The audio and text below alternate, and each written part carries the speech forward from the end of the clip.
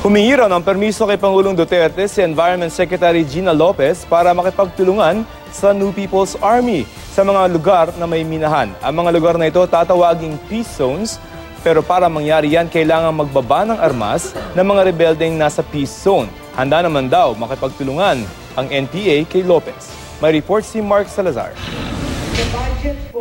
Gustong makatrabaho ni Environment Secretary Gina Lopez ang New People's Army sa mga lugar na may minahan. Ang mga mining area na ito tatawagin daw peace zones. I asked the permission of the president to, I cannot tell you who or whatever, but I asked the permission of the president to work with the NPA because I want to do agusan. He said, yeah, sige, go ahead daw. Oh my goodness, there's NPA in the cabinet. Hello, no? I think what's his name? June Avasco was NPA. Ano? Nakausap na raw ni Lopez ang ilang leader ng NPA at handa raw silang makipagtulungan. Pero kailangan magbaba ng armas ang nasa peace zones. Kaya sunod daw niya nakakausapin ang AFP at PNP.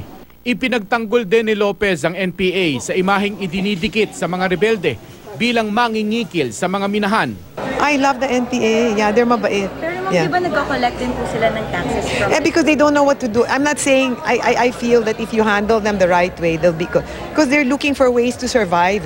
Ayaw namang problemahin ni Lopez ang mga humaharang sa kanyang kumpirmasyon sa Commission on Appointments. The policies are there. Whatever, that's why I'm going to do it all now. Whatever policies are instituted, stay as DNR. If they change it, I'll expose them.